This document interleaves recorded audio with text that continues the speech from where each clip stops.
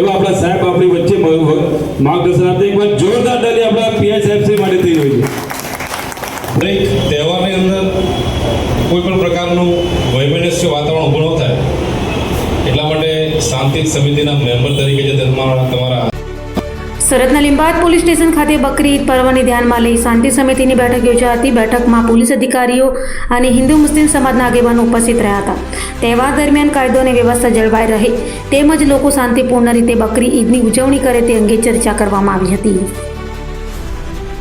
સુરતના લીંબાયત police station ખાતે બકરી ઈદ પર્વને લઈ શાંતિ સમિતિની બેઠકનું આયોજન કરવામાં આવ્યું હતું.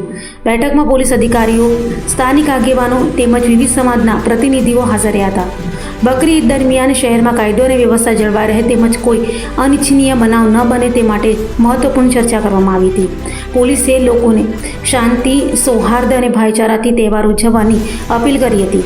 તહેવાર દરમિયાન જાહેર માર્ગો પર અવરજવર, પાર્કિંગ તેમજ અન્ય વ્યવસ્થાઓ અંગે પણ માર્ગદર્શન આપવામાં આવ્યું હતું. સાથે સોશિયલ મીડિયામાં કોઈ અફવા કે ઉશ્કેરણીજનક મેસેજ ફેલાવવામાં ન આવે તે માટે પણ સૂચના આપવામાં આવી હતી. પોલીસે સ્પષ્ટ કર્યું હતું કે તહેવાર દરમિયાન શહેરમાં ચુસ્ત પોલીસ બંદોબસ્ત ગોઠવવામાં આવશે અને શાંતિ ભંગ કરનાર તત્વો સામે કડક કાર્યવાહી કરવામાં આવશે.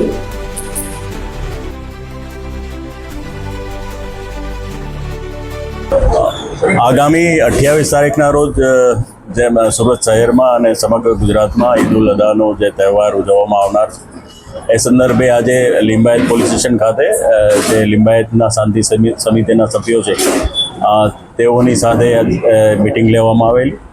જે સંદર્ભે દરેકના વિચારો, એમના સૂચનોનું આદાન પ્રદાન કરવામાં આવેલું અને આ જે તહેવાર છે એમાં કાયદાનું પાલન થાય, કોઈની લાગણી આહત ન થાય એ પ્રમાણે પોલીસ તરફથી સૂચના આપવામાં આવેલી અને દરેક ધર્મના આગેવાનો તરફથી આ જે તહેવાર છે એ શાંતિથી ઉજવાય એ માટેની તેઓ તરફથી પણ ખાતરી આપવામાં આવેલી.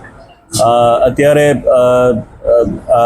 જે મીડિયાના માધ્યમથી હું આપ સૌને જણાવવા માગું છું કે સોશિયલ મીડિયામાં પણ આ અંગે કોઈ જો ધાર્મિક કોઈ અફવાઓ ફેલાવવામાં આવે તો પોલીસનું તરત ધ્યાન દોરવામાં આવે જેથી કોઈ જે બનાવ છે એ પણ અટકાવી શકાય. એ સિવાય આ અંગે 28 તારીખના રોજ પોલીસ તરફથી ચુસ્ત બંદોબસ્ત રાખવામાં આવનાર છે અને દરેક મસ્જિદો ઉપર શાંતિપૂર્ણ રીતે નમાઝ પઢવામાં આવે અને જે કુરબાની આપવામાં જે આવનાર છે એ પણ એની જે વિધિ છે એ પણ શાંતિથી થાય એ પ્રમાણેની પોલીસે દરેક પ્રકારની તૈયારી કરેલી છે અને અમને ખાતરી છે કે આ તહેવાર છે એ ખૂબ જ શાંતિથી ઉજવાશે.